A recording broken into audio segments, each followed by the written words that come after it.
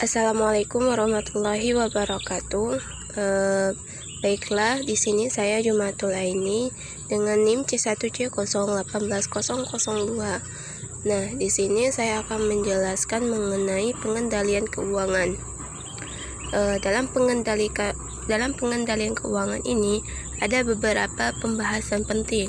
Yang pertama yaitu kita harus memahami terlebih dahulu apa itu definisi pengendalian keuangan, apa itu pengendalian terpadu, pertimbang-timbangan rencana, selanjutnya itu pengendalian dalam area perdayaan, dan yaitu seterusnya itu faktor tekstual.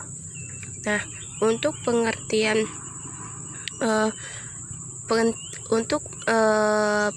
dari definisi pengendalian keuangan itu sendiri yaitu sebagai suatu insentif yang dipilih yang akan mengubah kemungkinan dari pencapaian hasil yang diharapkan. Nah, definisi ini telah didasarkan pada konsep kepercayaan dan konsep kemungkinan. Ada beberapa hal yang dapat saya jelaskan mengenai pengendalian keuangan ini. Yang pertama yaitu umpan balik mekanikal versus respon perilaku, di mana faktor utama dalam subsistem pengendalian keuangan adalah pada perilaku dari orang-orang yang ada dalam organisasi dan bukan pada mesin. Oleh karena itu, pengendalian keuangan dapat dipahami secara baik melalui penekanan pada pentingnya asumsi-asumsi keperilakuan. Yang kedua yaitu perluasan konsep-konsep tradisional.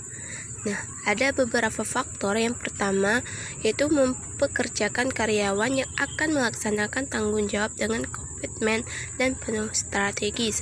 Terus yang kedua ada menghindari fungsi-fungsi yang tidak harmonis dan dengan cara memisahkan tugas dan tanggung jawab. Yang ketiga yaitu mendefinisikan wewenang yang terkait dengan suatu posisi hingga kesesuaian dari suatu transaksi dilaksanakan dan dapat dievaluasi. Terus selanjutnya yaitu mendesain pengecek independen untuk meningkatkan akurasi. Untuk pengendalian terpadu itu ada perencanaan, umpan balik, interaksi pengendalian, faktor-faktor, terus ada juga faktor-faktor tekstual, di mana faktor-faktor tekstual ini terdiri dari yang ditetapkan yaitu ukuran, stabil lingkungan, motivasi keuangan, terus juga ada faktor proses, terus ada juga pertimbangan rencangan. Ada yang namanya itu dalam aturan pengendalian yaitu adalah antisipasi terhadap eksekusi logis.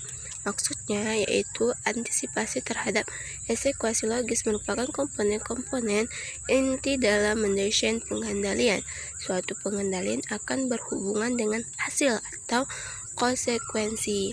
Nah, yang selanjutnya itu referensi dengan teori agensi. Terus ada pengelolaan perubahan.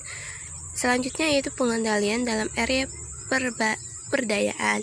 Ada sistem pengendalian deontologis, ada sistem kepercayaan, ada sistem batas, ada sistem pengendalian interaktif. Nah, kalau misalnya dalam sistem pengendalian interaktif ini itu terbagi menjadi 4 karakter.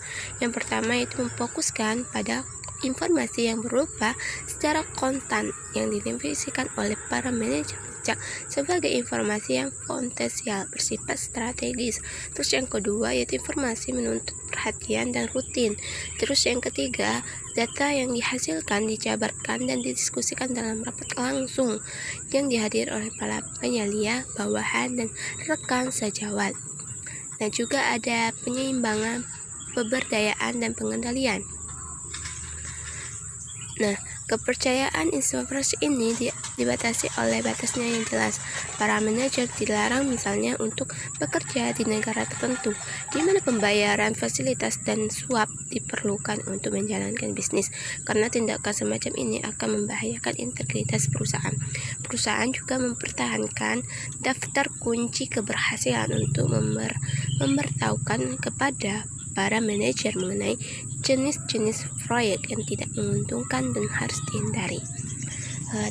Terima kasih, itulah persentase penjelasan dari saya secara singkat. Kurang lebih saya mohon maaf.